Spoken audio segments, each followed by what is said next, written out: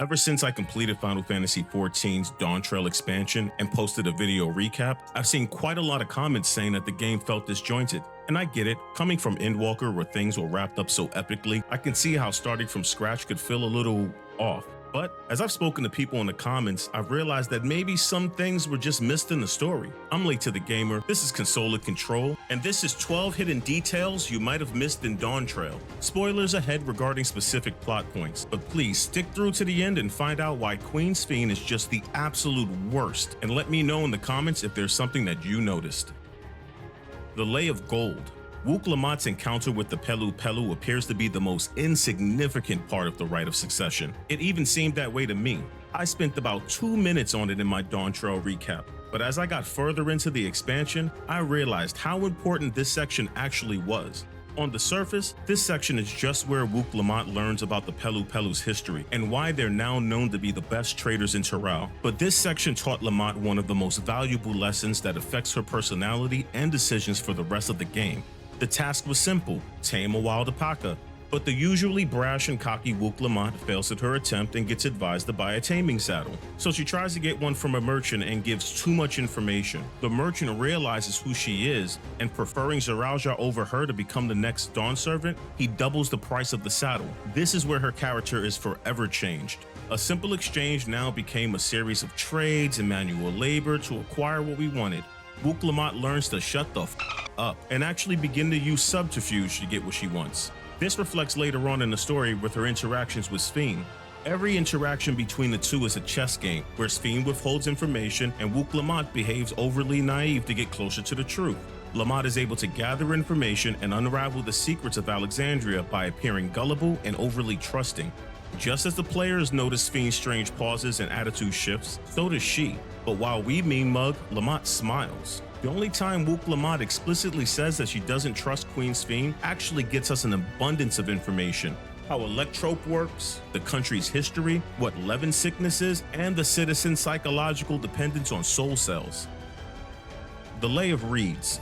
The Lay of Reeds appears to simply show Wuk Lamat's empathy. We go through a series of missions to help the Hanu restart their harvest festival and grow their dying crop. It's here that we first see the lengths Wuk Lamat will go to learn other people's cultures, and showing empathy, understanding, and cultural respect solves the problem and earns her another keystone. But we witness something during this feat that hints to the plot of the Alexandrian arc.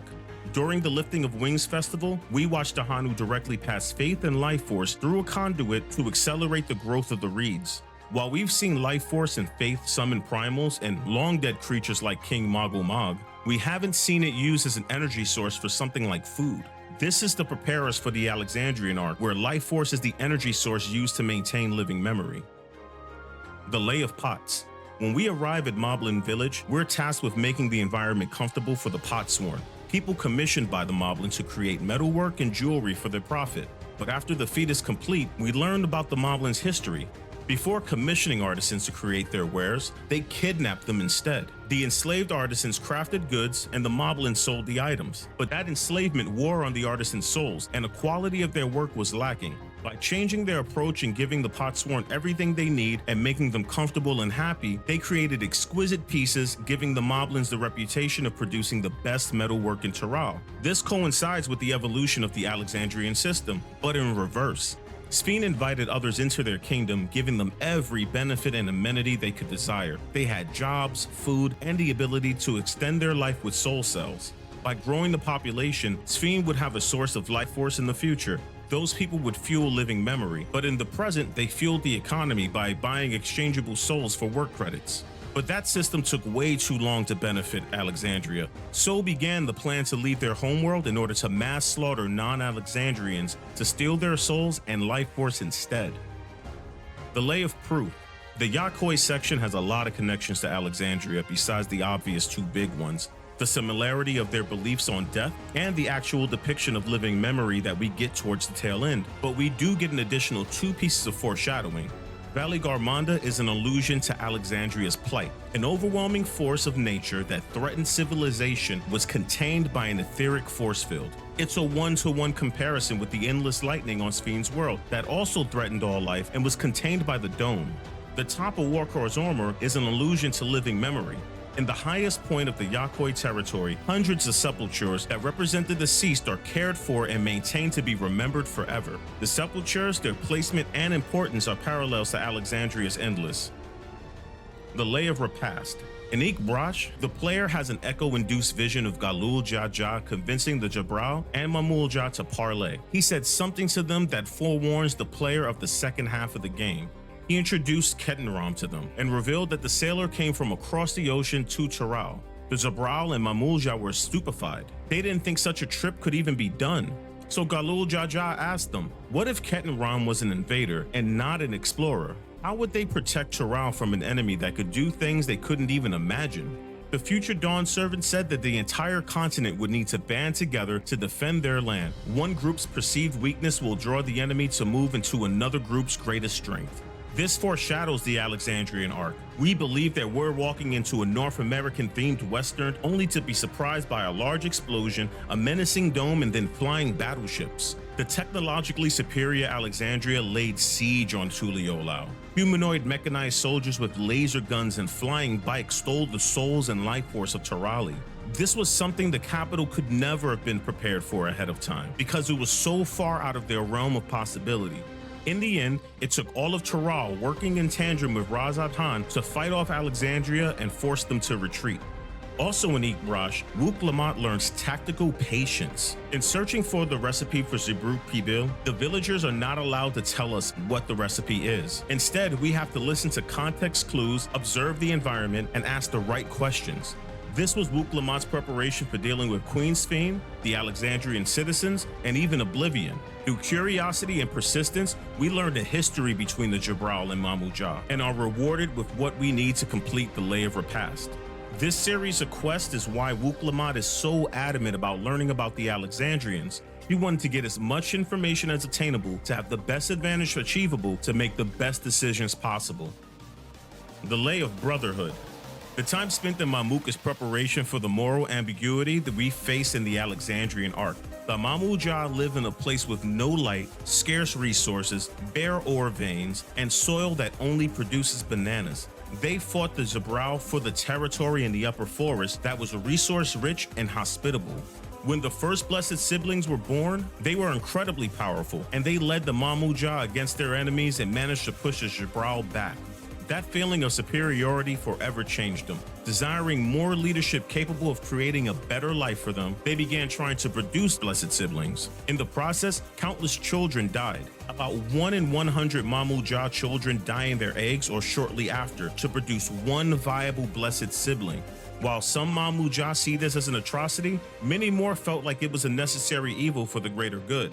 This aligns with Queen Sphene's motivations and actions. In her mind, the greater good of Alexandria and living memory is committing genocide on the Turali. And while the majority of Alexandria's citizens appear to be good people, they never questioned why their military was active in a new world or how their soul cells were filled in the first place.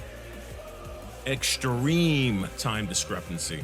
When we arrive in Cheloni, we're made aware that there was an earthquake or explosion that took place shortly before we arrived. Since we don't go to Yasulani before the lightning dome appears, we don't know exactly what that implies just yet, except for Alexandria and Yasulani are in identical places on two different worlds. The only concrete information we get from Sphene and the people of the outskirts is that when the dome appeared, there was an extreme time discrepancy. When we enter the dome, we find out 30 years had passed. Sphene explains that the people of Yasulani suddenly appeared in Alexandria, and she had no idea that her country was in another world. It took Zoraal Ja 30 years to complete the Vanguard, and when it finally breached the dome, time synced with the outside world. We also know that the train to Yasulani was able to enter the area, drop off people, and leave, so there was no physical boundary in the area. Everything was normal until the dome appeared. This would mean that from the moment of the explosion to the point where we first saw the Alexandrian warships, 30 years passed in a matter of seconds. Otis. Late in the story, we meet the Knight's captain, Otis. His soul and memory were placed inside of a sentry and has resided there for over 380 years. This meeting gives us a timeline for Sphene, Alexandria, and Everkeep. As with everyone in living memory, Otis chooses his physical form to reflect the happiest time of his life, before Sphene's death. He appears to be in his mid to late 30s. Machine Otis tells us that when he was very old, he chose to have his soul removed and placed into the Sentry. Assuming he lived a long life and was in his late 80s before the procedure, this would indicate that Sphene's death and soul preservation would have occurred nearly 50 years prior. In the final dungeon, we see citizens speak about how the Queen's soul was just preserved while Everkeep is being built in the background. This would place the Storm Surge about 430 years in the past, or 400 years before the dimensional merge. Sphene's biggest secret. Zoraal Ja is able to control Otis when he uses the King's authority to force the Sentry's programming to override Otis's personality. Later, Otis's intense memories of personal failure and desire to protect Sphene neutralize the programming. This is the subtle hint that Sphene's strange behavior isn't her own doing. Unlike the other Endless, Sphene also has a program accompanying her memories. Its prime directive is to preserve Alexandria, but without the original programmers alive to rein in the program's logic, it instead competed with Sphene's memory. This explains why Sphene goes from compassionate to callous and vice versa. Both entities are trying to coexist. It also explains why before the final conflict, the program erases Sphene's memories to be more effective. This conflict leads us to Sphene's most terrible act. We're at the bottom of the list and the biggest revelation of the game, so if you made it this far, thank you for watching and please hit that like button, it helps my channel. What about the Levin sickness? Levin sickness is the severe ethereal imbalance towards lightning. The incurable disease results in paralysis. The imbalance is similar to what tempered are, but without the primal connected. I could only speculate that this is caused by the severe scarcity of souls in the ethereal sea of Alexandria's homeworld, and the remaining souls absorb too much Levin before reincarnation. Sphene blamed the disease on herself, but it wasn't apparent why, not until the very end of the story. Something very interesting happens as the credits appear that shows truly how terrible Queen Sphene and the program really were. Let's see if you can notice it. Yeah, that's right. The sun rises over living memory. The entire time, Queen Sphene built a tower tall enough to fit an entire city over the clouds. All her citizens could have lived above the lightning-rich environment the entire time. The answer was always the Jetsons. Without maintaining living memory and simply absorbing the lightning within the dome, they could have powered Alexandria for eternity. At one point, living memory did house the living, most likely during the period of time that they hadn't mastered memory extraction. But when they were able to create Endless, the citizens were moved back into the dome and they didn't know why. For the majority of the story, we're shown that the citizens believe that when they die, their memories go into the cloud to be remembered forever, while the memories of the deceased are wiped from everyone else to prevent the feeling of loss. But why would they need that if they're just going to see their friends in living memory later? Because they didn't know about the Endless at all. For even more proof that this was the case, when we meet Oblivion and they explain how regulators work, the extraction of life force is never mentioned. They specifically exclude where life force goes upon natural death, but acknowledge that spare souls refill the life force of the accidentally dead. The living citizens were originally batteries for the Endless, but as the lower population grew and regulators became common among the citizens, more people became Endless, while less people died that could give their life force. As the two entities within the Queen opposed each other, they made the situation worse. Sphene's desire to keep all her citizens alive and endless forever established a currency exchange for spare souls, drying up the ethereal sea. While the program knew that such a system was impossible to maintain, but could not effectively revolt. Why? Because the easiest solution would have been a culling. This is why Queen Sphene did not have control of the sentries. It was a fail-safe by the programmers to prevent the logical outcome. As soon as Sphene acquires the relic at the end of the story, the program had a way out and decided to erase the memories of Sphene. The relic would allow it to absorb life force from other realms directly without needing a king to control the sentries for a ground war. The memories of Sphene were a liability and put Alexandria into the untenable situation it was in. But that's it for my list. Was there something that you noticed that I might have missed? If so, leave a comment and please hit that like button. I'm Late to the Gamer. This is Consoler Control, and have a great day.